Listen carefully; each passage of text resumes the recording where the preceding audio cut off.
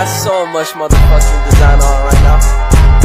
Bring it down, bring it back, make it clap. I got 3 old thoughts, new block, where that thing, bitches on my line, and you know. Selanjutnya, tataran semantik digunakan dalam wacana politik. Tataran semantik digunakan dalam wacana politik yang disampaikan melalui media massa dengan berbagai cara. Salah satu cara penggunaan tataran semantik adalah melalui penggunaan kata-kata yang memiliki konotasi tertentu untuk mempengaruhi persepsi dan pemahaman masyarakat terhadap isu politik yang sedang dibahas. Selain itu, tataran semantik juga dapat digunakan dalam menggunakan bahasa figuratif seperti metafora atau metonimi untuk menyampaikan pesan politik dengan cara yang lebih persuasif dan emosional. Selanjutnya, strategi semantik yang digunakan dalam wacana politik di media. Dalam wacana politik pada media, terdapat beberapa semantik strategi yang digunakan.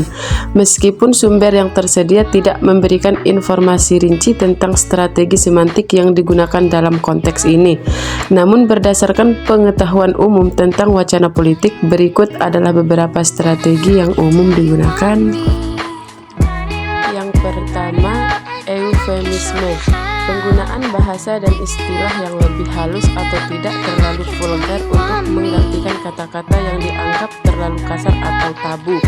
Contoh dalam politik adalah menggunakan istilah ketidakberesan keuangan untuk menggantikan kata korupsi. Yang kedua, disfemisme, kebalikannya, yaitu menggunakan bahasa atau kata-kata yang bernada sangat negatif untuk menciptakan kesan buruk terhadap lawan politik, seperti menyebut lawan politik dengan sebutan sampah, pengkhianat, dan sejenisnya. Ini bertujuan untuk membangun antipati dan kebencian pada lawan politik di benak khalayak. Selanjutnya, penggunaan tataran semantik dalam wacana politik pada media. Penggunaan tataran semantik dalam wacana politik pada media dapat mempengaruhi persepsi dan pemahaman masyarakat melalui beberapa cara. Adapun berikut adalah beberapa contohnya. Yang pertama, penggunaan kata-kata dengan konotasi tertentu. Massa media dapat menggunakan kata-kata dengan konotasi positif atau negatif untuk mempengaruhi persepsi masyarakat terhadap tokoh politik atau isu tertentu. Misalnya, penggunaan kata-kata yang menggambarkan keberhasilan atau kegagalan dalam menyampaikan pesan politik dapat mempengaruhi cara masyarakat memandang dan menanggapinya. Yang kedua, framing atau penyajian berita. Massa media dapat menggunakan strategi framing untuk mempengaruhi cara masyarakat memahami dan menafsirkan suatu isu politik melalui pemilihan kata-kata, judul, atau narasi tertentu. Massa media dapat mempengaruhi persepsi masyarakat terhadap isu politik yang sedang dibicarakan. Penggunaan tataran semantik dalam wacana politik dapat berbeda antara media massa. Penggunaan tataran semantik dalam wacana politik pada media massa konvensional dan media sosial bisa sangat berbeda. Adapun beberapa perbedaan utama adalah: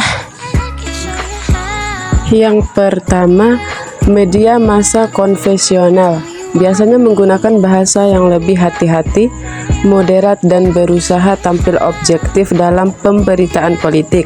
Sementara media sosial kerap dipenuhi oleh ujaran-ujaran provokatif dan emosional.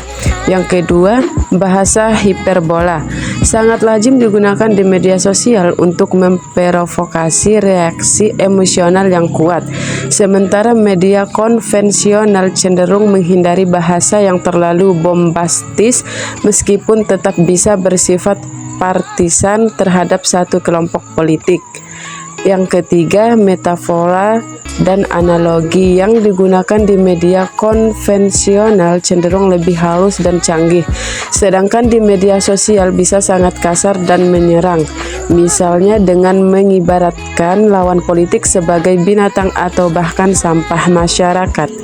Yang keempat, Media sosial kerap dipenuhi ujaran kebencian, hoaks, serta teori konspirasi tanpa sumber dan fakta yang jelas.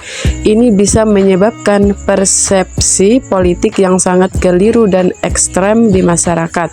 Sementara media konvensional umumnya masih patuh pada standar jurnalistik walau